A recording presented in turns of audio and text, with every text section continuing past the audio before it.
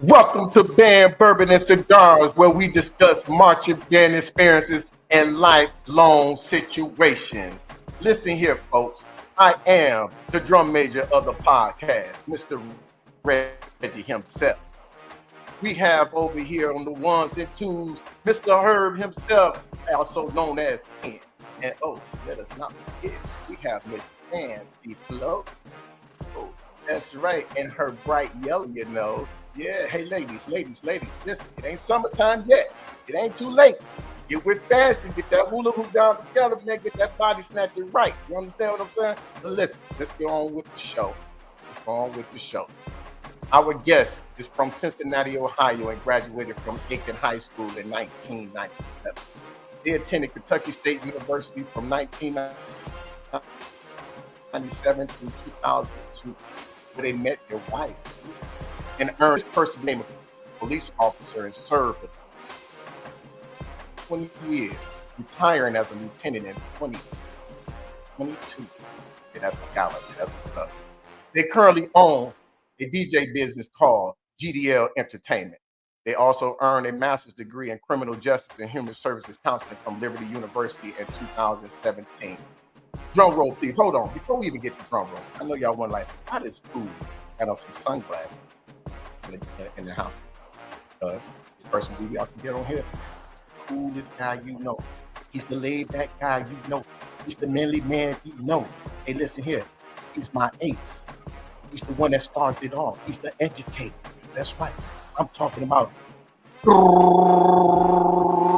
Mr. Hey, Welcome. What up, though, fam? Hey. What's up, y'all? Wasn't that an exciting intro? I appreciate that, man. Listen. Hey, I almost thought that was his laugh for a minute. I thought it was his laugh for a minute. Don't try to hold it, man. Now you want to laugh, huh? What's up, bro? You got How a you been crazy doing, laugh. Yeah, I do. Y'all gonna hear it. Don't worry about it. It's gonna come out. It's about to come out now. Yeah. I got a professional laugh now. Her. Ha ha ha ha ha. That's very funny. All right. Ha ha. Yeah, that's me. Oh man. Yes. There we go. Okay. Y'all gonna make me start laughing. Oh, I was like, that's for real. All Dang, right. my forehead is shiny. wrong with it. But listen here. We just gonna jump right into it, man. How was it for you being up in the front? You was doing your intake process. Oh man. Oh dang, he went straight to it, didn't he? Yeah, he did. It There's was no awesome. lead up to it. There's no dub. You know, just go straight to the tub. Straight to it, man. Oh, Wow. Straight to the jugular. it was an eye opener, man. Like I said, most of my life, I kind of took the leadership role. You know, even in high school, elementary, I always had that leadership role for some reason, and I always was the shortest, so it wasn't no surprise that if I ever first I said I wasn't gonna ever pledge. I'll be honest with you. You know, what I'm saying I was like, nah, man, nobody gonna, no, I ain't doing all that stuff. But when I got the band, man, it was just something different. You know, something that I love. It was like, I take that back. My band director was an alpha, so I take that back a little bit. My band director was an alpha, and he was like my mentor in high school. So I was like, I'm gonna go in there, I'm gonna be just like Mr. Mullins, and I'm gonna do that. But then, I got on the yard, and I got in band. I'm like, I'm not just gonna do anything just because I fit the role of it, man. And then band hit me. I was like, this is my life. So it just hit me like I'm gonna do it. And then, of course, we was Side Resurrection, so it was like one of the things where we was the first doing some stuff that haven't been done in a while. So I love that too, the aspect of bringing something new out. When it comes down to like the inner self, it challenged me. I mean, I'll be honest with you, it was a challenge. I enjoyed it though. I really did. I enjoyed being with all my brothers. I enjoyed the craziness of it all. But I did enjoy being in front. I'll be honest with you. I enjoyed being that leader at times. Let's just say that at times. Let's just say that. But I knew I didn't have a choice. I knew I didn't have a choice in the matter when it came down to it. But it was a good experience. Learned a lot. I was humbled by it. Definitely, definitely humbled by it. But at the same time, it like I tell people all the time, that process, everything that I've done in my life up to this point still goes back to that process. The same way I think, the same way that I operate, the same way I use teamwork, the same way I use, I mean, like I said, I went to police academy and it still didn't have nothing to do with band or anything. I was looking at them like, what's going on, you know? But that discipline, that desire to push yourself, Mhm. that desire for a bigger goal, that at the time you don't see it, but at the end of the day, he's like, we did that, we did that, and nobody can take that away from us or myself. So same with me. Like I said, once I got done with that process, same with me, like I said, you couldn't tell me anything for real, because I was like, this is where I belong. I did something that just because I didn't look like it, that's what I love to do. That's the only reason I came to college. Hands down. Okay. I hated school. I wasn't good at school. And that's a whole nother story. But yeah, I was that kid that only reason I came to Kentucky State was because of the band. That was it. Everybody laughed at me when I told them I was going to Right. college. Sometimes, man, when we don't. All right.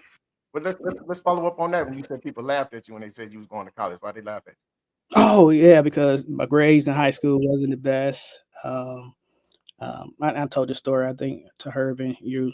Um, uh, I was good at music. I started playing drums very early at my grandfather's church. My grandfather had a church, so at Okay. years old, he kicked the drummer off. He was like 16 years old. He was like, "Get off the drum."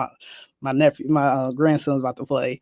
So his name was Scott. I ain't gonna never forget that. But I had a gift. I did have a gift to hear music and play. And they always like, "Oh, you just anointed. Your hands just anointed." And so at that age, I kind of learned the power of music, like how to shout music. How people love to shout when they hear the boom boom boom. Mm-hmm.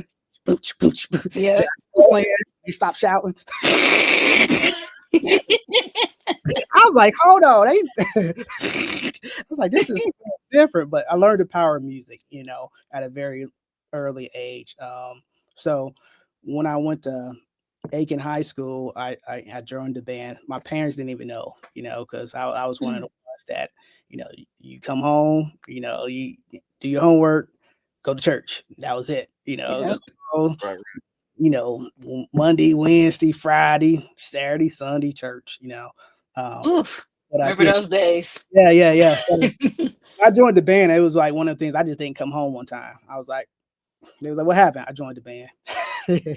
But at that time, I was playing the quads, and they was like, "Dude, you're pretty good." I was like, "All right, thank you." Back to the college thing, but I never learned how to read music. Never learned how to read Okay. music. I was one of the kids that I always go to the neighborhood because we had a real small band. Our band director, he was awesome, but the love for band was not there in Cincinnati. You know, Okay. so we didn't have the Detroit bands or the Atlanta bands that we went to K State almost every year because he was alumni there. So I got to see what a real band sound like. But when it came down to like our band, it was just it was crazy.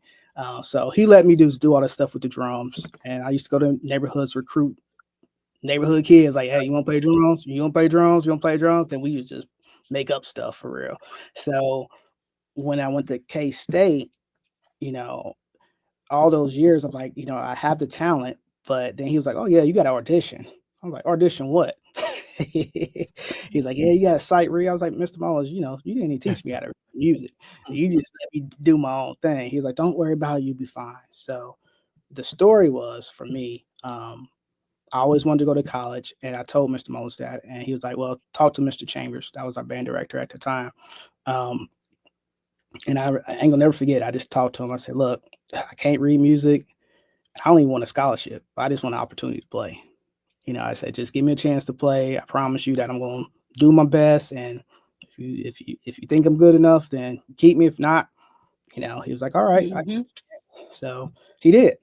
So I went there, no scholarship. To be honest with you, my first year there, no, before I got there, they denied me. That's the truth. Hmm. I applied Okay. to K-State. They was like, nope, your grades ain't good enough.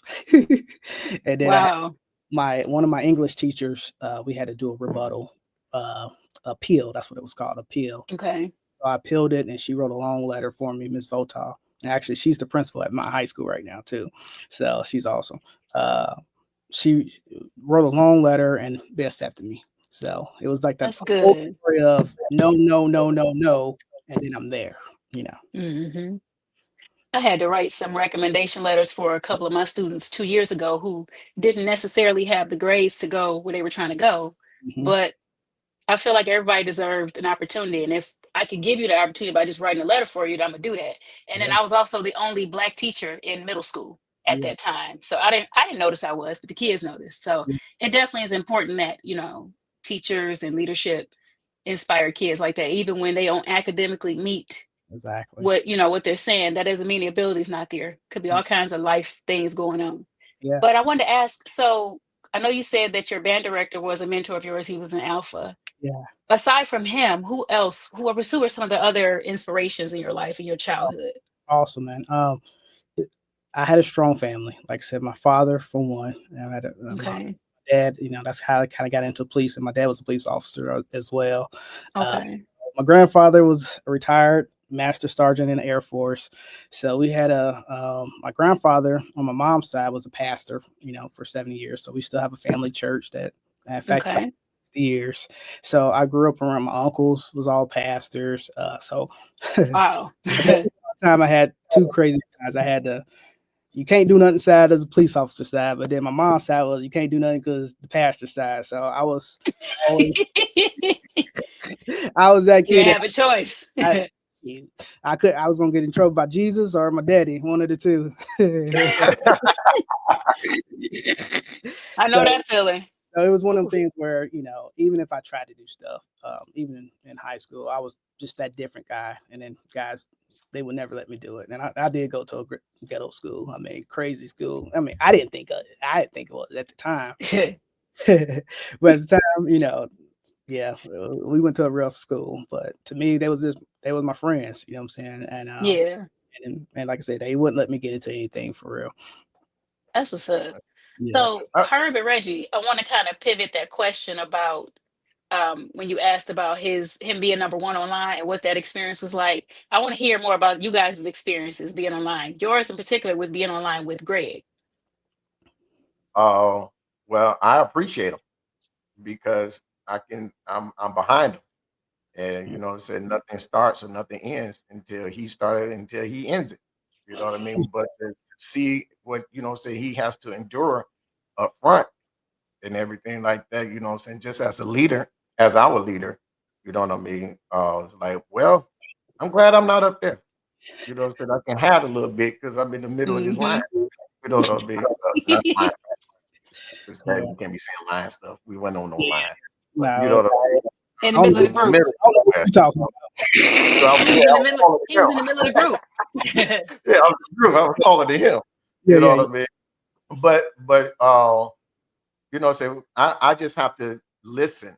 It taught me to listen more. You know what I'm saying? Because to be able to tune out the world, because you have to be able to pay attention not only to his voice, but to saying the person who's helping us through voice and everything like Okay. this. So that's that skill that you're learning. That even though all this stuff is going on around you and everything like that, you can still handle that's going on, but focus in on what you need to focus in on to get the job done and things like that. So that's my experience from in that circumference of us being around each other and being taller than him and Yeah, everything.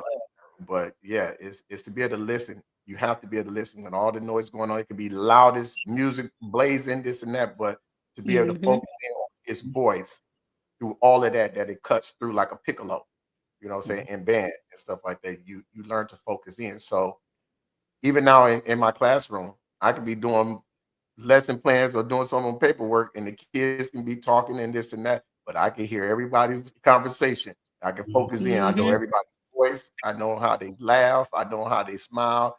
I know, their pitch, all of that. So they'll do something or say something, and I'll look in their area and tell them, don't do that again. Don't say that again. And everybody like, what are you talking about? Don't worry about it. They know who I'm talking The to. person, the person who said it, no. Yeah, they know who Yeah. I'm talking to. So that experience right there, man, is that's what I get from being that he was in the front. Okay. Okay. Are you able to say how many of y'all it was in the group? Yeah, it's not a A It lot. was a lot of y'all. Okay. there's a lot. Yeah. Herb,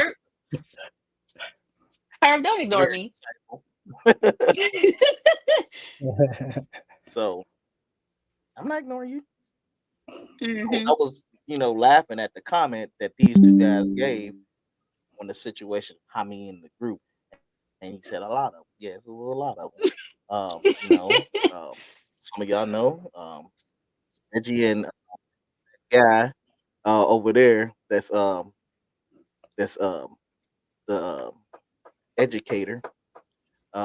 Yeah, I know him very well. I mean, he was my intake process teacher.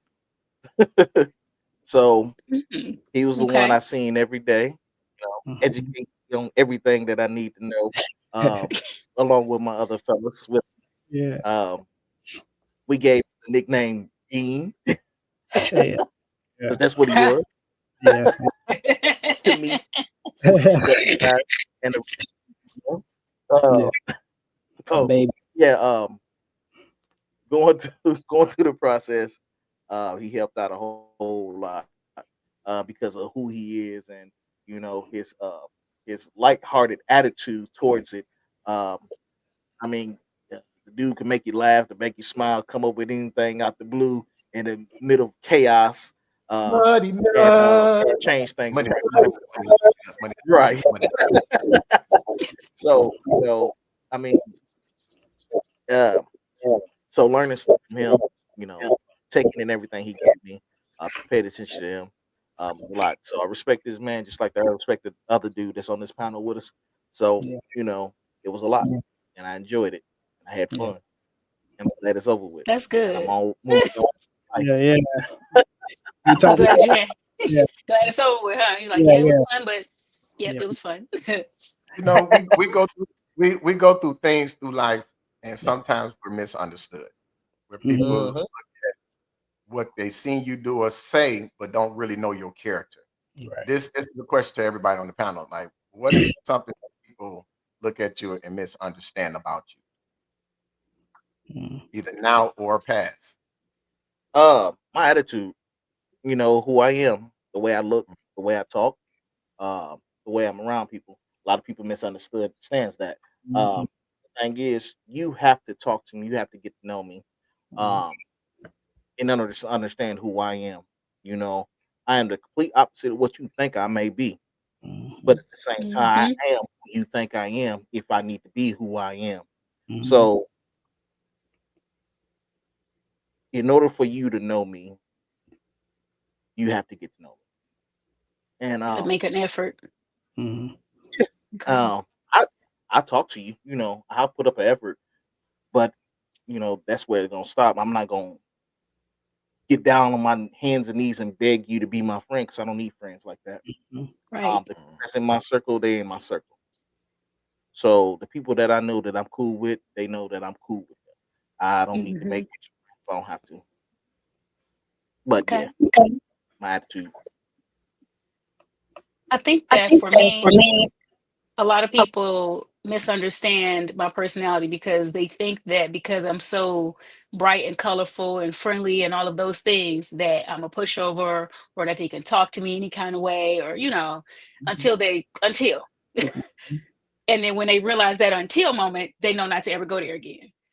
Mhm. That was a really hard transition when being in the classroom and dealing with students and them learning my personality, but realizing like I care and I'm nice and I'm friendly and all of these things, but you're not gonna play me and I'm not gonna play with you. I'm gonna still hold you accountable, like still expect all these things, from you. And especially the kids who wanted to call me mama or auntie or all of that. Mhm. Auntie, if you calling me auntie, then I'm gonna hold you to the same standard as my own children. Mhm. So you can't be caught up in the hall sweep. You can't be in the hallway cussing out a teacher. Like that's not okay. you know, and that kind of set the bar a little bit higher for the ones who felt like, oh, that's my auntie, that's my, you know. But I think probably that's been a huge thing that people have misunderstood about me my whole life. Just thinking, oh, she just, you know, it's whatever. Mm-mm. But Yeah, for me, it's kind of the same. My kindness. You know, I'm soft spoken, very soft spoken. Most of the time, people are like, speak up, speak up. mhm. But I do have a, a different side to me as well, and I try not to let that side come out, because when that side do come out, it's pretty bad, because I try to treat everybody with respect.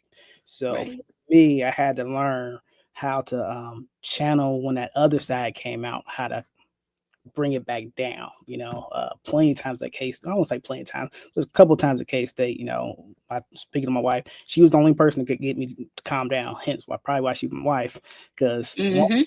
once I pop off, it's a wrap. Even Yep. in my police field, you know, I treat it. I mean, this is my tone. I mean, I had a badge, I had the power, so called power, whatever. But this is how I talk to everybody. But once you cross that line, it's a wrap for you, because my thing was, I'm gonna treat you with all the respect in the world. But once you start crossing that lines and I'm treating you with all that respect, then I can't respect you no more. And then you're gonna see the other Greg, and sometimes the other Greg can't let up. So I had to learn, I had to learn how to kind of control that other Greg when he came out, because you know, I this is what I want people to see. I always wanted people to see this Greg. I always wanted to help people. I always wanted to serve people. Um, but sometimes, you know, the other Greg had to come out. Speaking of Herb, you know what I'm saying? We talk about Herb all the time. He taught me a lot. As much as I, you know, he said I taught him, is sometimes you got to be that person. Sometimes Yeah. you have to be that person. Like, look, I don't want to be bothered today. Leave me alone. Mhm. But sometimes you're around those different personalities, and you're like, you know, you think that might be a curse, but it's not a curse. Or you might think that's a bad trait. It's not a bad trait. It's a good Right. trait to have. It's just understanding when to use it and when not to use it, you know, is the key for me, when it came down to it. But most people like, oh, you just too nice. You know, even when I was a police officer, you know, first thing they said was, you too nice to all these people. You can't be a real police officer because you just too nice. I said, okay, yeah, this is how I'm gonna be. I said, I promise you, they gonna understand and listen to me Right. more than go. And hence, when I moved up in my career, the same people that used to say that, now I'm their boss. I said, you know, I said, look, you want me to treat you that way that you wanted me to treat these people? Mhm. You know, that's how you wanted me to treat them. You sure deserve some of it. You know, so that's how I was able to stay consistent, because at the end of the day, I'm like, they're people just like I'm people, you know. But Right. my philosophy, once you cross the line, no matter who you are, police, person that made a mistake, that's what I used to say. Mhm. Like, Yeah. I could have been in the same situation plenty of times, you know. Uh, Yep. and that's why I used to tell a lot of people, like, look, I could have been in the same situation you've been in, but allow this to be your changing moment, you know. But don't get it twisted. I used to have to tell a lot of people that I arrested, don't let this badge fool you. Yeah, that's the thing, though, man. It nothing at all with being nice. You know, everybody want everybody to be nice. You know, Mhm. people that are nice to people, they tend to take it as weakness and they want to use that, and that's how people become angry and stuff happen. So, Mm, man, I mean, there's nothing wrong with being nice. Everybody love a nice person. mhm. Everybody. Who wants to walk Mhm. up to somebody and be like, "Oh man, that dude just angry and mean." You know, calm down, dude. You know, Yeah. ain't nothing wrong with being nice. You know, don't cause people to be angry. You know what I'm saying? Yeah. So yeah, being nice ain't nothing wrong with that. That Go ahead. reminds me of my brother. That statement about being really nice, and then people kind of taking that for granted, and you know, being Mm, manipulative with it. My brother is a nice guy. He is the only man I think I know in my entire life whose temperament is like this all the time. He's angry, he's happy, he hear a song he like, this what he gonna give you. He don't get extra, but me, let it be, oh, I found something on sale. Oh, I'm excited. You know, complete opposite personalities when it comes to that. But like, I use him as a temperature gauge, because I'm like, okay, should I be upset? Should I be this? He chill, but that's his personality. He just chill all the time. You know? mhm. But he's had to get unchilled with my son a couple times, but it just be in his voice. He don't yell, he don't raise his voice, but it's the way he will say it, and you just kind of be like, you Yeah. know, he'll check my son. I'll be sitting there like I'm in trouble, Yep. you know. But I think that's So the is strength for a man who can was your control brother older himself than like you? that.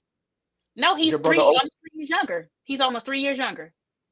Wow. You I was might gonna say remember it's him just if you saw pictures. Yeah, if you saw pictures of him, you might remember him. But he definitely remembers you from King. Hmm. But see, I'm the same way in my family. I'm chill, laid back, mhm, don't be talking, everybody loud and everything. Now, I get busy yeah, from time to time. My sisters, shit, say something out the way. They immediately. My mama, off rip. Mhm. yeah, And I really want to be like, chill, let's talk about it. Let's go work through this. What's the mhm, consequence at the end of this? You know what I mean? yeah. And everything. But like Greg said though, if you catch me on a bad day or a bad moment and you keep fucking with me, because I'm gonna always give you the first one, but you keep fucking with me, it's no in between. There is no Yeah. in between with me. It's either I'm gonna be chill with you or I'm gonna say fuck you. And when I say fuck you, I'm coming after you. And I'm gonna get you. Mhm. May not be today, may not be tomorrow, but I ain't forgot about it. Might be next year, but I'm gonna get you. That sounds scary. I'm gonna get you. Hey, For real. Because I can't let it go. And that's why Mhm, I have a thing with friends or people I hang out with or people I'm cool with or groups of people I'm with. It's not to fight people that I'm in these groups with. You know what I right. mean? Band members, you know what I'm saying? Fraternity brothers, friend. Mhm. I can't fight you because if we fight Mhm, over, there is no coming back from that for me. You know Mhm. what I mean? Because in my head, in my spirit, I want to manipulate you and I want to kill you Mhm. constantly every time I see you. You know Yeah. what I mean? So I can't be around you. We just fought yesterday and now we cool. No, that ain't about to happen. So what I do is just, yeah, I'll take that one on the chin, but I'm gonna let your ass know when you keep fucking with me, I'm gonna fuck you up. You know what I noticed with young men when I started in the classroom? Some of my boy students, they would fight and be friends in the principal's office. They helping each other out, or they just buddy. But is that a man thing, or is that just a them No, thing? Those little boys girls do it too. It's that they really don't want to do that. fight. Mhm. Yeah, they really don't want to fight, and 9 times out of 10 they can't fight. You know what I Exactly. mean? Yeah, Somebody hit that's them true. on and they don't want to be embarrassed in front of somebody. You know what I'm saying? Don't be want to be called a punk or whatever it is. You Yep. know what I mean? That's all it is. They Hmm. really want to be friends. And that fear of damn, I got to go back in this classroom tomorrow. Is this nigga gonna jump me tomorrow too? You know what I mean? Every day So it's on site, nigga. Every day. yeah, on site, on site, absolutely. So speaking of that, what was some of y'all earlier childhood memories? Oh my gosh. So, so my dad is West African, right? As soon as Uh, you asked that question, what just popped in my head was the time when I think I told this story before. I was reading a book in one of the trees in the front yard, and he Mm-hmm. was calling me from the house. And my dad, he didn't, I don't recall, he didn't really yell a whole lot, but his voice was very heavy and he had an accent. So him saying, "Hey, Florence, come here." Hey, Florence, you're like, "Whoa, okay, okay." So he's yelling from the house, "Florence, Florence." I'm like, "Okay, let me go see what this man want." I climb out the tree. I walk towards the house. As I walk towards the house, he's walking towards me. And I'm like, "Yeah, Dad, what's up?" He's like, "Go in the house." I'm like, "Okay," because you didn't question your African daddy. If he say turn left, you turn left. So I'm walking to the house, but I'm looking back at him because I'm curious to see what he's doing. He walked straight to the tree that I was in, fired off 2 shots, and a snake fell. mm. Somehow from the house, he saw that snake and started calling. He was screaming my name like bloody murder. I'm like, "Oh my God, what is going on?" Enough for me to be alerted and to come out of the tree. Mm-hmm. But that's the memory that just popped in my head when you just asked that question. So I He think was a gangster. I think what it was is that he probably was out there earlier, seen that snake in that tree, and you Okay. walked your butt on out there and climbed up in that tree, and he realized you that tree, that tree. So I he didn't think already about it like that. yeah, he I'm like, probably how knew did he something was see out there. that? That He sounds probably about right. he probably It's seen even it. before he passed. Before he passed, he would like call. My dad lived in Arizona and I'm still in Michigan. But he would call and be like, "Hey, I had a dream about X, Y, and Z for the next week. I need you to only go to work, come straight home." Mm. Okay. Yep. We knew it wasn't, but Dad, it's gonna be Mm. go to work, come home. Yep. And I'm telling you, I was like 30, 35. He would make that, "Hey, I had a dream you had a fight. What was you doing? Hey, how did you know? You know, even to this day, my dad is no longer with us, but I still have that fear and respect Yep. that if I'm about to do something that I know he would tell me not to, like he told me don't get a motorcycle. My brother has one. I said, Dad said don't get a motorcycle. He was like, no, he told you that. Mm-hmm. Damn, he did tell me that. So I was gonna get one. Yeah. What about y'all? What's some of y'all earliest childhood memories? Talking about dad. So I used to tell this as a police officer all the time. It was like, have you ever got in trouble or ran from the police before? I said, yeah, I ran from the police before. So I said, one time I was outside. My father told me don't go outside. Don't go outside. You stay in the house today. We had a park across the street from our house. So he said, don't go outside. Don't let me catch you outside. But dad worked second shift. He was a police officer. Dad worked second shift. Never ever came in the neighborhood. Try to stay away from, our neighborhood. And don't go outside. All right. So, of course, my behind went outside and was playing football in the park, and I seen a police car. And for some reason, I'm like, oh, shoot, that might be my dad. He never came in our neighborhood ever, but I ran. I ran to the backyard, went in my room, and just sit there. I was like, all right, I don't think that was my dad, but I ran anyway. Next thing I know, I heard the door open. Keys, he had them little police keys jiggling. And that's called me Gregory D. Gregory D. He said, was that you running? Yes, sir. I say you better not lie. I'm like 13 now. I ain't like no 8-year. I'm like a teenager, right? He's like, why you run? I said, because I thought it might have been you, and I see the police car. He's like, one, don't you ever run from a police officer. Ever. That's how people get effing shot. I never heard my dad cuss, and he start cussing at me like, that's how these kids get shot. If you ain't did nothing, don't you effing run nowhere. And then so I was like, oh, and he was like, but what did I tell you? He was like, I told you to stay in the house. So you disobeyed me, and you try to think I wasn't gonna catch you. I said, well, that's why I ran, Dad. I know, you right? told me not to. I used to talk about whooping. I guess we can't talk. Well, I can talk about whooping because my dad passed too, so I can talk about it now. They had the big old police belt. So my dad used to, he didn't get us a lot, but when he got us, he got us. So he took his big old police belt off, but he always had that one big thick belt. I got one too, but big old thick belt. The leather one. The leather one. Man, he wore me out that whole time. So every time my police friends asked me, like, man, have you ever ran for the police? I said, yeah, it was my father, and I got it. I got it good that day. I mean, but never ran again. And I had some instances where I was out with my friends and they dipping. I'm staying right there. He was like, if you ain't do nothing, you don't run. You don't go nowhere. If you ain't and if you're doing something that you're supposed to be doing, you gonna get in trouble anyway. And plus, I was the junior too, so he was like, "Don't ever let my name come across that radio." So yeah, so that was one of my memories that I parents loved me. Like I said, but it was that tough love giving us them lessons that, all my friends were doing. That's all we knew. You see a police car, you start running for no reason, jumping gates and everything. But remember people doing yeah, jumping gates and crazy stuff. But yeah, so that was one of my memories. Y'all talking about y'all parents. Y'all talking about y'all parents. That remind me of I was on punishment one time. But I'm gonna preface it with this. It's the last time I ever told a lie.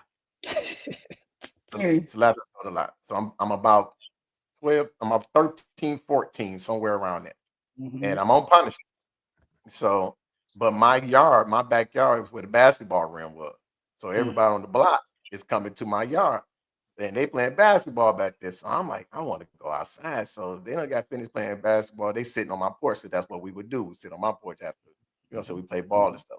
So my mother's in the door talking to them and everything. So I'm steady ducking up under her arm to talk to my friends on the block. But she steady pushing me back, moving my head back and everything. She told me like 3 or 4 times to get back and to move back, right? Because I'm on punishment. I ain't supposed to be outside. I supposed to be in my room, number one. But I'm steady ducking in because I'm trying to be, trying to be a little mannish and stuff like that because my boy's outside. Man, my mother turned around and cold cocked me in my mouth right in front of my mouth. I was in shock, just in shock. You know what I mean? And she's like, "Go to get your ass back. Get in your room." And I went in my room. And I promised myself that day. I said, I'll never get on punishment again, and I'll never get hit by my mama again. And so I just said, I just don't lie. If you don't lie, I'm not lying no more. None of that. You know what I mean? So I won't get in trouble.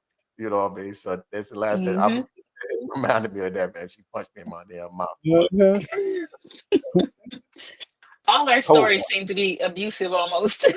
Hey. How we turned out. That's what kept us though. It's a consequence to your action. Yep.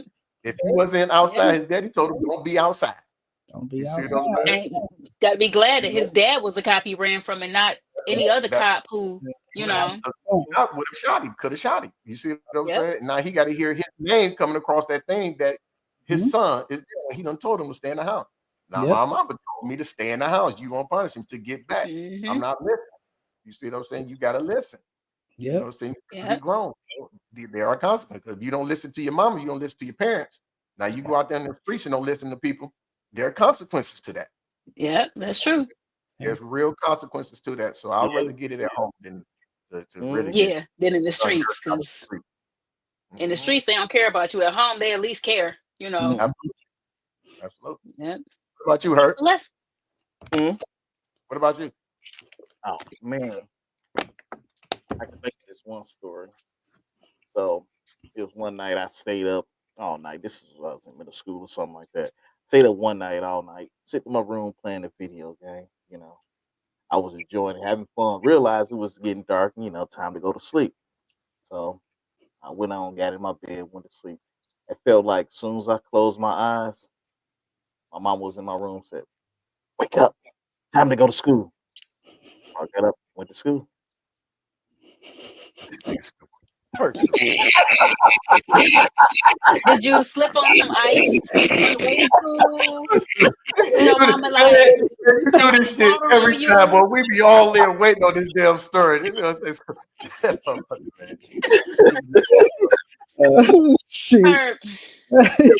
about to spray you with some water. Well, since he's doing all of that, everybody out there, make sure y'all subscribe, hit that like button and everything. and tell all your stupid friends too, the ones that y'all call subscribe to, so that you can listen to this fool get us every time. I'm like, okay, you're playing video games. You stayed up late and your mama woke you up and that's it. Man. Like I closed my eyes, it was over with. The dream was over with. I woke up and had to go to school. So let's switch gears a little bit. Hold on, before you go there, Flo. We about to switch, and I want you to switch with that because it's that time, baby. I might move like a coat, but I'm far from a snake. Say I live in the moment, got an expensive taste. She try lie for the money, know that girl want my cake. My chain straight from the ocean, your chain straight from the lake, Slam on her own neck. Well, I don't know if you smoke cigars now because the person, the grade that I knew from school, he was like, from the 5 Heartbeats, he was choir boy. And then I seen him years later, and he was choir boy for real when he was like, "Yo, my name is Rob."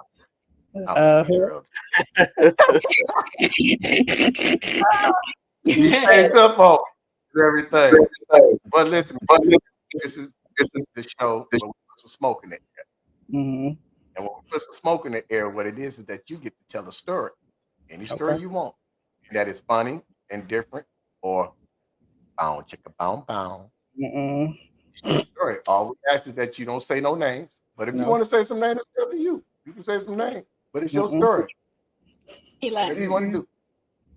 I'm a gentleman. I will not tell any names. Exactly. He look like I don't have no chicka bound stories.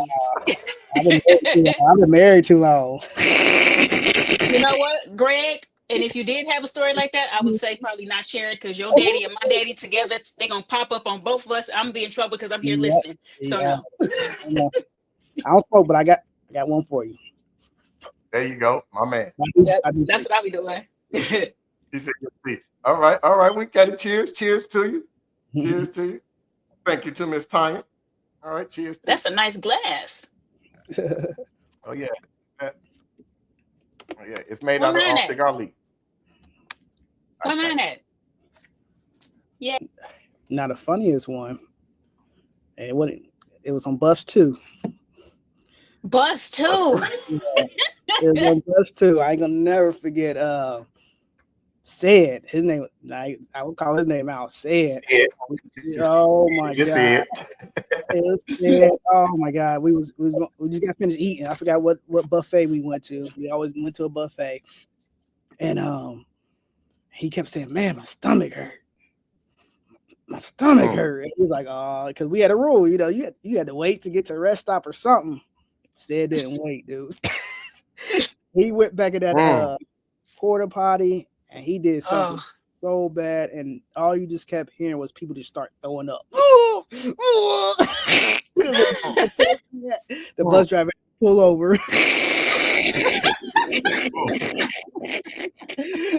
The bus driver had to pull over because everybody was just. Oh, and to me that was the funniest thing ever because it was just. I mean, nobody ever used the bathroom on the bus, and he couldn't. And it was that one, but that was one of the funniest things. I was thinking that if I had a chance to be on one of the buses, I would be on bus 2 because it's the lit one, but I don't know now. Oh man, it was lit, all right. Oh shoot! I heard so many stories about bus 2. Lit now. Huh? Both of them was lit. It just they would do stuff like that. They would just do it. Yeah. I said the only bus I ever heard about though, people talking about was bus 2. Yeah, we was on bus 2. What else? Because them only ones I keep getting on this show. We're gonna get some bus 1s on this show. Yeah. Yeah, you like to get some bus 1s so I can get some balance in the stories. Because I'm like, bus 2 sound like it was lit. I want to be on bus 2. Except for that trip. Yeah, that trip was it was funny, but it was nasty at the same time. Like I tell people, everybody's trying to get on bus 2 because the band director's on bus 1, so they want to get away from the band director so they can do some freaky stuff and things that think they're gonna do. You see what I'm saying? But everything that was going on bus 2 sounds like fun on was bus definitely 2. going on bus 1. Yeah. Listen, we went from the King. We went from the King House to Jackson before. I didn't get to go on those trips. Remember? I heard about them. Oh, you missed them. My African pastor daddy was like, "No, you will not go on these trips. You will stay here." He saved you. He saved you. you. He already knew. Like I was like, "Hello, we having fun." He's like, "You staying here." A lot of finger popping going on. I heard. Oh man. Herb, was you ever on bus 2? Yeah. Looking at you in judgment, I should have known. Yeah, I think Herb sat back behind me most of the time. So I wanted to ask you guys this question that we had about your significant others. Like, what's the story with that? How did you guys meet your significant others? Mine's at band camp. Mine's was, I mean, literally at band camp. No, literally one time at band camp. Yeah. Wow, for real. Me and my wife Jen, we were the first 2 at band camp. The first 2 that made it there, and we didn't know at the time, but we looked at each other, and so I remember our parents talking a little bit, and we didn't start talking until like later that semester or right before we went home. But so we met. Then what happened? Oh, my cousin Dee. He ran his mouth one day. He was like, we was talking or something like that. I said, I think she's cute, the little clarinet girl. He was like, oh, that's my cousin. It's always a clarinet girl. Y'all always be checking out the little clarinet. Yeah. Well, because So I was like, oh yeah, she's cute, and so we just started talking a little bit. Of course, she tell everybody I was the corny dude, like he said, the little preacher boy dude. That she was like, I ain't like him at first. I said, shoot, all your other friends like me. Shoot, I just You don't chose like me. you. I said, I just chose you. I didn't like them. But yeah, so she, of course, I asked her to be my seating partner. That was my pickup line. You want to be my bus partner on bus 2? It's funny how even as you telling the story, you like blushing, thinking Yeah, back about it. That's cool. yeah. It's But cute. we was, I was just thinking about that. Mr. Chambers, he was at our wedding. You know what I'm saying? He sung at our wedding because that's what he calls us. He calls his couple, his family couple. You know what I'm saying? His band couple. So yeah, we went through the whole freshman year all the way to now, I guess. Yeah.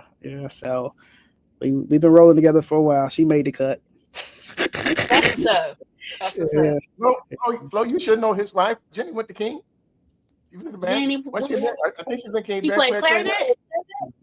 Her brother's name, Alan Washington. Yeah, Alan What's Washington. her last name? His name sounds familiar. Jennifer Washington. Alan Washington Her was name in sounds familiar. he was in concert choir. Alan was in concert choir. I look back at some pictures, I can't remember, but her name definitely sounds familiar though. Yeah, So she wasn't there when I was there, but I think she was probably in band probably like 1 year, 1 to 2 years. Yeah, she was in her senior year. She said she was her senior year. Yeah, so you should know it. So she would have been there when I was there. Okay. I probably know her by face or remember her by face because I played clarinet, but I think by the time if she was only there her senior year, I was on baritone by then. Okay, yeah, she played basketball. And Jenny quiet. Jenny's real quiet. She come in, she do her thing, and she gone. She ain't hanging around. Okay. She stayed in the office, the principal, not principal, but the administrative office all the time. Okay. But yeah, she was quiet. Her mom was her dad was the principal. Okay, yeah. Hold on, I think he was at your school. What middle school did you go to? I went to Jackson. What high school did you go to? Finney. No, he was in middle school. I'm gonna tell this story before I tell my story about how I met mine. Greg come to me, he said, "Man, I'm trying to do something with the girl, man. I don't know who it's gonna cost me this, it's gonna cost me that." I said, "Bro, we bros now, man. I'm going out of town. You can have to. You serious? You mean I can I don't have to pay you nothing and I can just stay there all weekend?" Like, bro, only thing I ask is that you change the sheets. You were good. I'm like, don't do nothing in my bed. I gave him the key and left. And listen, when I came back, my crib was tight. It was clean. It wasn't nothing messed up and nothing touched. So I was like, man, you get the keys anytime, bro. Yeah. Yeah, he used to hook me up all the time. Wow. Yeah. Your laugh is hilarious. It's contagious too. Because you start laughing and I start. Listen, boy. Hey, to put him, Fred, Drew, James, in a room together, just them 5. Oh man, it's comedy show all night. It's comedy show all night. When we get together, it's a comedy show all night. We talking mad cash shit and laughing and cracking all damn night. Yeah, man. Like I say, he was like a big brother. Like I said, Reggie was a big brother, man. He definitely looked out for you. And like I said, drum major wise, and just he's a good friend, man. For real, he's a good brother, a good friend as well, man. So I'm glad that he's doing the show, man. I'm proud of y'all, both of y'all, and you too, Flo. I just mean you. I like you already. Thank you. You know, I try to bring some sunshine. Literally today. Yeah, definitely. Hey, Greg, I told her about our sayings. Which one? Asked about the group text. Oh, you didn't see it? Names. What happened? Somebody was asking about me. Oh yeah. Nah. So whoever that was who will remain nameless, you can talk to me directly. You don't need no wingman. You don't need no wingman. You talk to me directly. Oh, there you go. He can watch the show. That's gonna be dope. I just told you, bro. He'll be like, yeah. So what's up, Flo? Yeah. Like, But no, mine when I met mine, we was on one of them band trips. Mm-hmm. But first of all, I'm gonna go back because I used to holler at this one little chick that was in the band, which was her best friend. But her best friend was in the Okay. band, came in with me. She wasn't in the band yet. She was still in high school Mm-hmm. and everything. Okay. So, but me and the best friend become friends. We become cool, right? So it's homecoming. This is the year before I become drum major, and she brings her around the band. And she's like, "I wanted you to meet my friend." So I go out there like, "What up, though?" And she just looked at me, looked me up and down like I wasn't shit. I'm like, huh? Like, So I always fuck with her to this day. Like, you ain't want to fuck with me until you knew I was a drum major and shit like that, right? So the next year she comes, I'm the drum major and everything, but we on this band trip, and I'm usually the first one out or the last one out, right? Depending on where we at, because I got to make sure everything is 100, right? So I come out to the bus, and she at the bus, but I'm blowed. That's why I was trying to get on the bus so the band director don't smell me and everything. But she's standing at the bus, and every year for on our first game is always the weekend of my birthday. So I was like, "Hey, what up, shorty? You know what I'm saying? What you gonna give me for my birthday?" And she smiled, boy. She gave me one of those little smile like, "Ooh, I want you bad." I'm like, "Got you." So I don't say nothing. So I start going around like, "Hey, hey, hey, who's sitting with her? Who's sitting with her?" And guess who was sitting with her? Said, See? said was Yeah, sitting with us. I said, "Hey, yeah, you ain't nothing to worry about. You ain't on no bus, worry about. You ain't, yeah, they don't, you don't know what to do with that.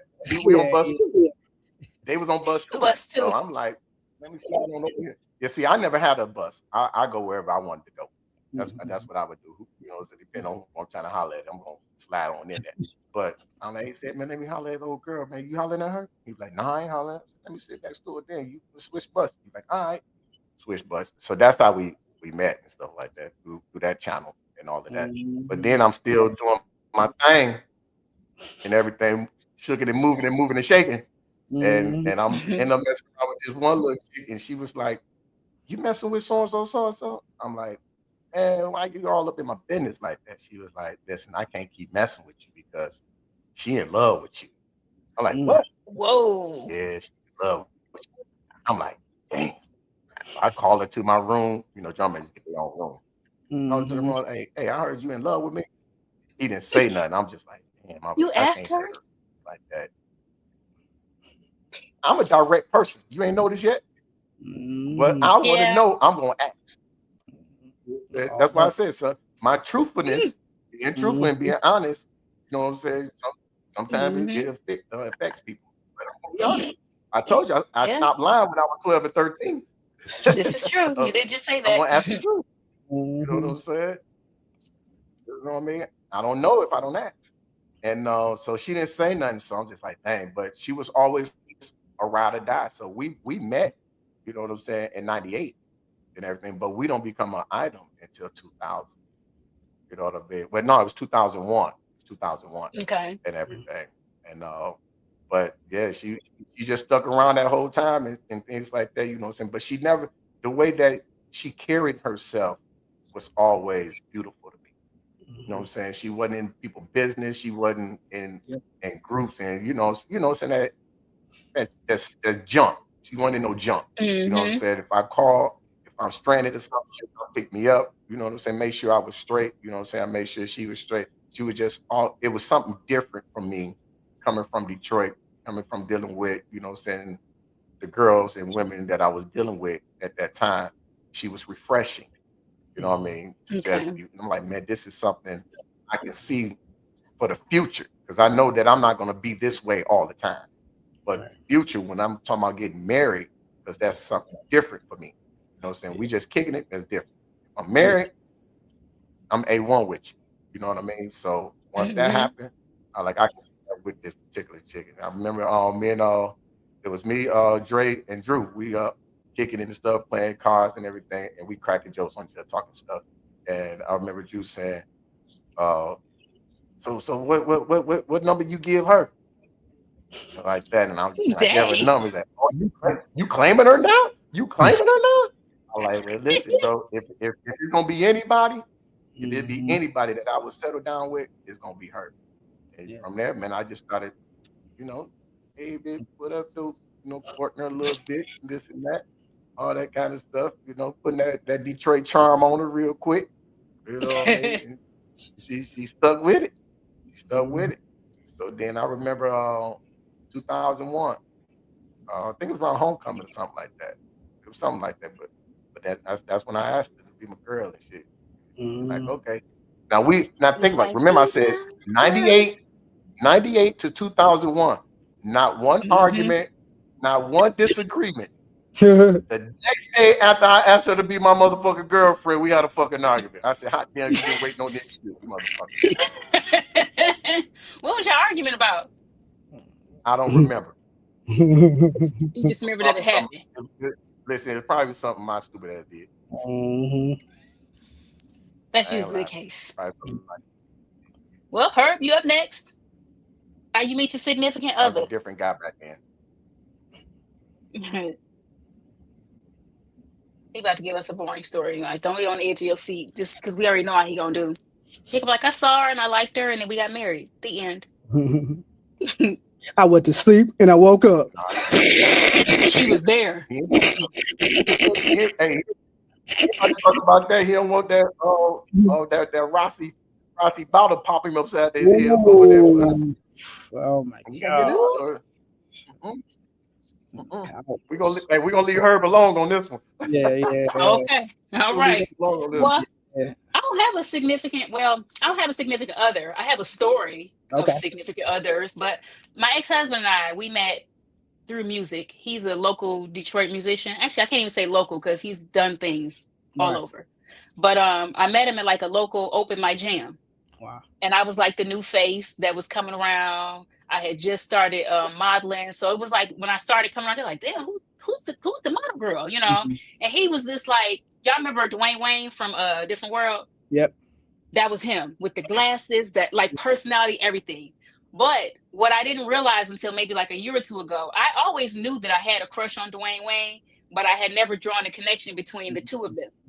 And my best friend was like, dog, did you notice? And I'm like, but yeah, we met at an open mic and he was just the guy on the piano and I was the little nervous girl up there trying to sing and he shot his shot. And after a couple years, it stuck, you know.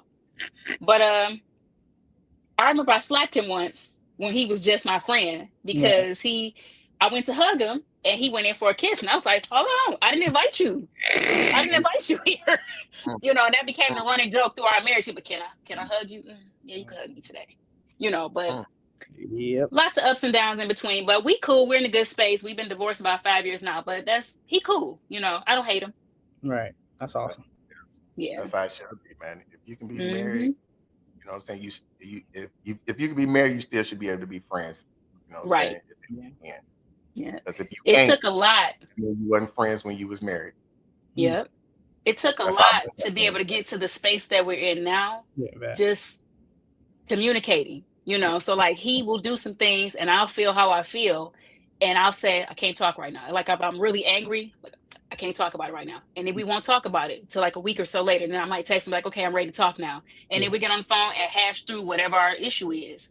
Because we know at the end of the day, we have to be amicable for the sake of our kids. We have 2 children, you know, and we don't want them growing up seeing us arguing and fighting and all of that kind of stuff. So it takes a lot of concerted effort at this point because he makes me mad a lot, but I'm sure I make him mad a lot. Yeah. Because I'm from Detroit. I'm a Black woman. I be going. So, you know, I know. I'm aware. I'm not in denial. I got one. That time when you had, you know, Greg, because you over there laughing and Reggie, I be going.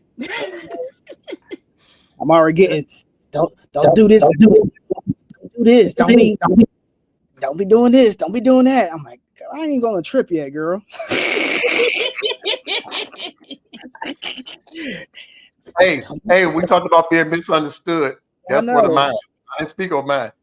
Everybody, girls or wives or girlfriends or whatever, be like, Reggie going? Don't he? And I don't be doing shit.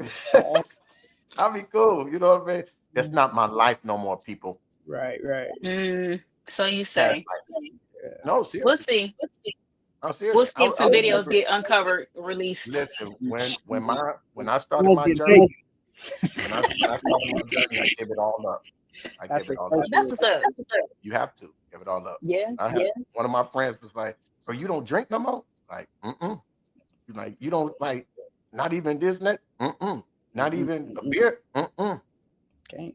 Man, this person I know, man, he always had the da da da da da. He kept da da da da da. I'm like, I ain't got them either. Yes. You Yeah, ain't got Mm. two, yeah, two in the front, two in the back, two in the hand. yeah, Like, but I'm like, no, I ain't got them either. He was like, you ain't got no breezes. Like, none. that's I good, don't, I man. don't even want to have options. You know what I'm Yeah, saying? So Mm-hmm. that's just what it was. And so no, it's a different guy. I'm a totally different guy now than I was. yeah, That You takes know. a lot of discipline to let go of old habits like yeah, that, and then to continue to stay on that path, you know. Yeah, definitely. but see, what most people didn't understand, which is another misunderstood, was what I was doing. Even though I was doing that, it was actually for them. It wasn't Hmm. for me. You see what I'm Hmm. saying? I want to make sure that the frat have a good time. I want to make sure my friends have a good time. I want to make sure that people that come visit have a good time. You know what Hmm. I'm saying? And I knew Mm-hmm. how to do that. Whatever your vice is, I want to make sure you have your vice.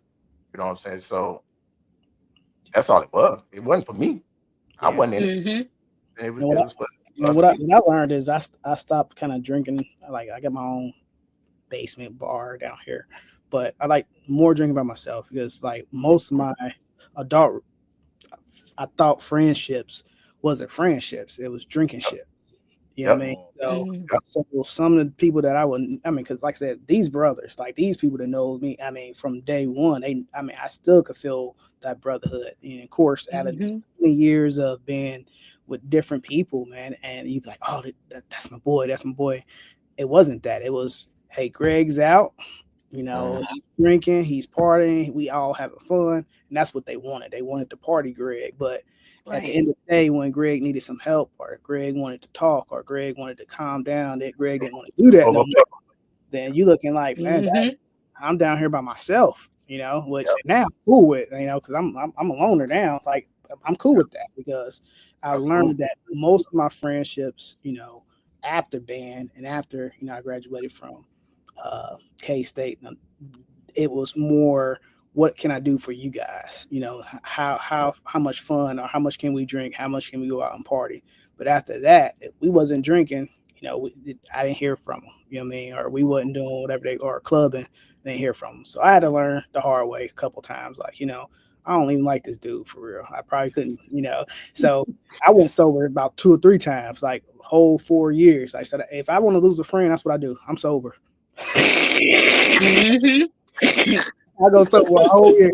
Like I'm sober, dude. And if you don't come around me that whole year when I'm sober, or you ain't Yep. Mm-hmm. me, you cut. You cut. That's exactly what happened. I go back to it, because I do like, on occasions, but that's what I learned. I learned that, certain people just want to use you for, just a fun time. But when you having Yep. the hard times and you go, you trying to keep the marriage together, you trying to, Mm-hmm. do the right things and, you still coming out, man. I just told you. Mhm. Right. I just told you about doing that. So, like I said, I'm kind of cutthroat now. Like, I got to that point now. 46 took me long enough, but I'm to that point. Like, you want to be my friend, you can be my friend, but all that extra stuff, I don't need that no more. Yeah, bro, you're right. When I stopped drinking, people stopped coming around. I'm coming They, around. they literally stopped coming around. People that I was hanging with, I never thought of it like on drunk Hmm. friends.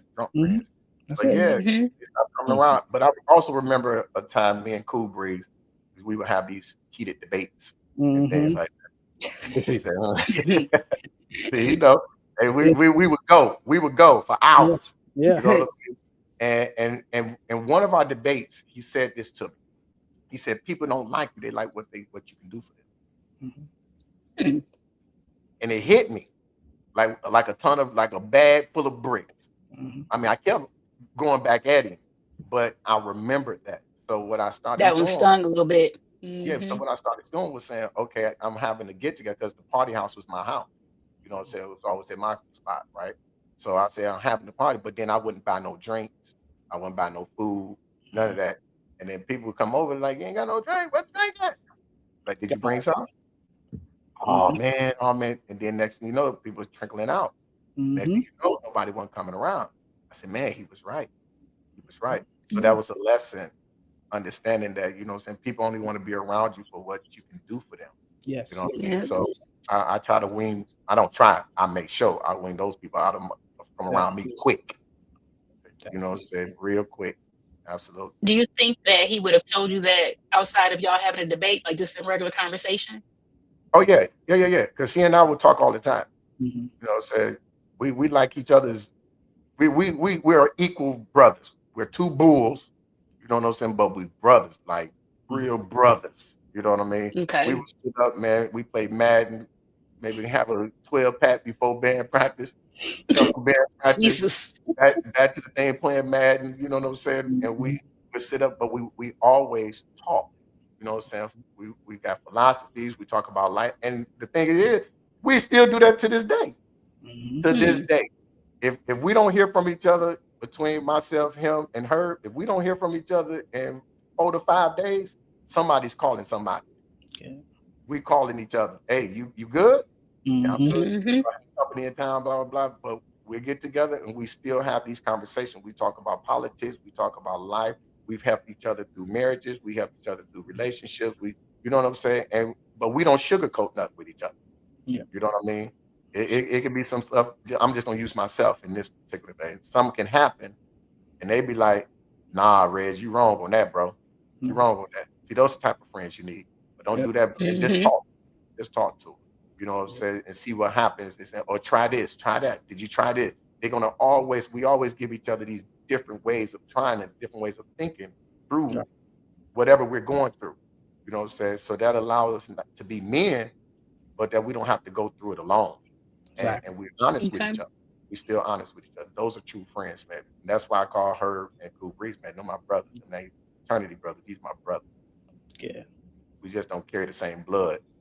No, that's a lie. We Hmm. all carry the same blood, but you understand what I'm saying? Mm-hmm. That's kind of how it is with my sister circle. Because people, when I say, oh, my sisters, they're like, oh, I thought your sister passed. Well, my blood sister did pass away, but my sisters, they still here, you know. And one in my sister circle, I'm like right in the middle in the ages.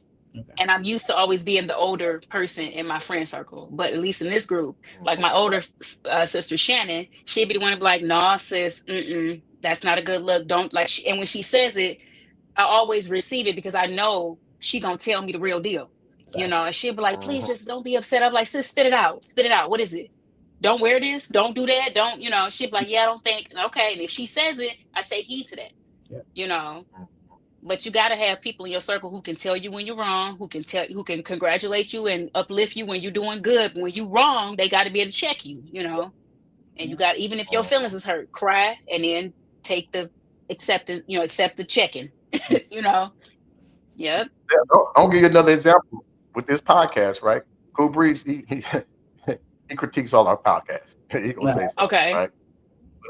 The very first one, what I was talking about in the very first one, he said, "Bro, you gotta be careful what you saying." I'm like, "What you talking about?" He said, "You said da da da da da that you was the Mm-hmm. one hooking up all the bruh." He said people can take that and think that that's basically he was saying that could be some gay stuff that you was doing stuff with the Oh. bruh. I'm like, man, I ain't even think of how you say things, right? You know, I know Mm-hmm. what it means. We know what it means, but the world that's watching this may not Mm-hmm. know what it means. So you got to be very careful what you're saying and what we're talking about and stuff like that. So from that point, that's why my conversation is really watered down to how me and her talked about how we won't really have this podcast. You know what I mean? For So we real. got the safe, we got the What's censored something that, version. yeah, we get the sense of it. What's something that all of y'all would want to be remembered by? Mm-hmm. Me, My, my biggest thing is my family, man. Like that means the most to me. Like my boys, my wife, you know, just somebody's going out and just working for their family and for themselves first. You know what I'm saying? The other thing for me is like I just love people. So when people see me, you know, because I always wanted to be a counselor, you know, so I always used Okay. policing as my counseling. Because at first I tried to major in psychology and all that stuff in college. I was like, nah, I told you my grades wasn't that good, so I was like, nope. ooh, Let's do. that stuff is hard. I said, let me do criminal justice. I can do that. But God kind of, he showed me like, I worked at an airport, an international airport. So he showed me that that was my ministry. That was my flow of things, of international people that I got to meet all over the world, and I got to talk to people that I took to jail, people that I didn't take to jail. So I was able to counsel people, police officers that were going through some stuff. Mm-hmm. I was always that guy, and mind you, I'm the one and only black people there. Mind you that I was the first black sergeant that they ever had, the first black lieutenant they ever had. So I'm coming in from Cincinnati, K-State, all black, all black, all black, Kentucky, police officer. I'm like, oh, Mm-hmm. what did I do? What I put myself in? But God seen a bigger picture, because I said I wanted to counsel, but he was like, all right, I'm gonna let you counsel, and he allowed me to do it in 20 years. So when somebody hear my name, here in Kentucky area, they know what I'm about. They know about my integrity. They know that I'm a hard worker. They know that, like I said, and I wouldn't have done that if it wasn't for my family. Even back at K-State, I know the only reason I became a police officer because my wife now, we was engaged. So I was like, she didn't want to go back to Detroit. She was, so I was like, well, I got to step up. If her parents wasn't going to let her just be with anybody that didn't have a job. So I was like, you know what? Mm-hmm. I got this opportunity. I'm going to take it. Even though I didn't want to be a police officer, I'm going to take it and we'll see where it takes me. Plus, it was 20 years. I was like, I just kept telling myself 20 years, 20 years. So I just want to be remembered as somebody, like, if I say I'm going to do something, I'm going to do it. Also wanted a godly man too. That's the other thing, because it's not just me. And let me just be real. God uses me. All my stories that I have is God using me to say, hey, you couldn't do it by yourself. I know that. Mm-hmm. Out things that it wasn't supposed to fall in the way it fell in. It fell in for me because, like I said, I did have praying. Back to the question that you asked, your role models, your heroes. My biggest hero was my grandfather. He was my pastor. He was my biggest hero. He was the one who had the second grade education, had a little small church, and they didn't have money. They didn't have all that stuff, but he had us. He had our prayers. So everything that I've done, he always told me, like, your circle gonna be bigger. And everybody like, oh, you're gonna be a preacher, you're gonna be a preacher. He was like, no, you're gonna be more international. And I didn't understand what he's like, you're gonna be bigger than this Cincinnati. I'm like, Grandpa, what do you mean by that? And I'm like, and it didn't hit me until I was about to, I think it was about maybe when I got promoted a couple times, and then it hit me. I worked at an international airport. I counseled all type of people. He was like, that's where your gift is. And they didn't, like, once again, they didn't look like me. So for me, I tell people all the time, like, it's easy to counsel people that look like you. It's easy to get people that looks like you and talk like you, It's hard to love people that's different. Mm-hmm. Hard to love different people looking, different acting. acting, and they don't like you. Most of them don't, but you still gotta love them regardless. You know what I mean? You still gotta do certain things. So for me, that was my passion was, even though I didn't go the traditional counseling route, I was able to help people. So anytime somebody see me now, even with the DJ thing, like, I do weddings, I do things that help people out. Because once again, I'm in a predicament now where money is not my driving force. Just like counseling, I always say I wanted to counsel, but I didn't want money to be my driving force when I counsel. I want to do it because I want to do it, and I can say, look, this ain't about money, because I did my platform of career, now because I want to help you. And I said, but once again, it goes back to music. Music is the way I'm helping people now. Because like I said, I would never, back in the day, I would never call myself a DJ because I'm still critical of myself. I'm still that guy, be like, I can't read music. I can't read music, but the gift that I have, everybody still sees it. That passion for performing, that passion for, getting that smile for somebody just bobbing their head, that passion for, I love older crowds. So I play towards the 60s, 70s and stuff like that. I love that, just to see a 60-year-old lady, a 70-year-old lady just go back to that old, I love I love that. I love, like I said, I've done country weddings where I'm like, I don't even know this music, but music just hits. And in fact, that's best wedding I ever did was a farm country wedding, and that's when I actually started my business. Because the dude, because I didn't even charge him that much, he's like, he gave me this humongous tip. He was like, "You cannot do this for free no more." And it was a wedding, and I'm like, "What?" He's like, "No, you can't do this for free." After that wedding, I went, learned how to get my LLCs and everything because from something that I didn't have no business playing. What I was playing half of it, but I knew the beat. I knew halftime shows. I'm a back to church, So it's those things. That's what I want to be remembered by.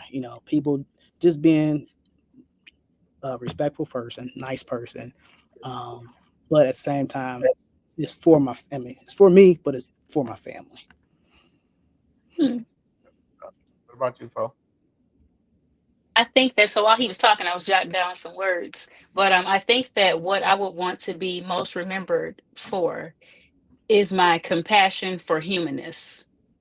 So when people think of me, I want them to kind of think of people like people who are philanthropic, people who are activists, people who rally for the people, who support people, children, like, because that's where my passion is, that's where my heart is. And I want people, even if they interact with me in the smallest settings, like we just passing each other at the gas station, going through the door, I want them to pick up some energy about me that, hey, she's a good person, I remember her. I had an incident about a month ago at the gas station near my job. I went in there one morning, which I never go in the gas station in the morning, and this woman actually had on yellow that day. She was passing through the door, and she says, "Oh, Queen, I just love this." She was an older lady. She was very just complimentary about everything I had on. And I was like, "Oh my gosh, thank you so much." And she was like, "Can I hug you?" And I was like, "Okay."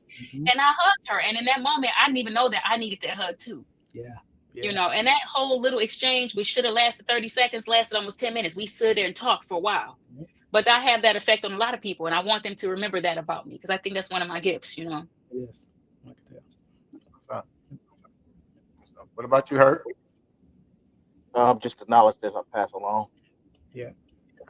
The knowledge. That's what's up. Yeah, that's Okay. what's up.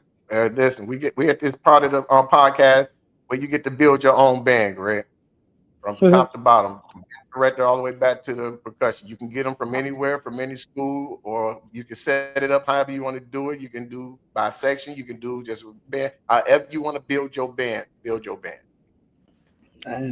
I'll be real with y'all, man. My experience at K-State, I want my band back from K-State. That's what I would do. That's what's up. The same. And I want it from the years from 99 to 97 to 2002. I mean, I want the whole the growth. I say, because they start getting bigger in about 23, 24 when we left. That part, because I like I said, I love the fact that we were so small, and I love the fact that we just kept growing, and you couldn't tell us anything. I look back at it, you couldn't tell us anything that we was maybe 80 people, 80 bands going up against 200-300 bands. You couldn't tell. Band directors, like I said, Mr. Chambers, he was it to me. You know what I'm saying? I mean, I was blessed. Mr. Mullins and high school, but Mr. Chambers for me he was like that father figure that I needed during that time of musicianship. So for me, my band would just be the band that I was in, that I wanted to be in from day one. Just a combination. If everybody came back that one time and just played, that's what I want. Right. That's what's up. Listen, man. I like to give people their flowers, and I want to give you your flowers, man. I want to always let you know, man. I've always admired you from afar, even though we wasn't far being there, but just your poise. I always admired your poise. You've always, the way that you are right now, you've always been that way.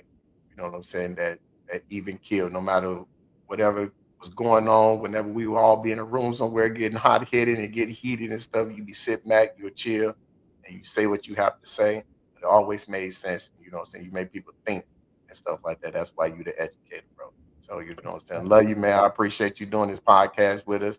You know what I'm saying? Being transparent with us and laughing with us. Yeah, appreciate that. Appreciate you guys having me as well. Thank you. Yeah, you're welcome. All right. Yeah, Herb, you the man, man. No, you the man.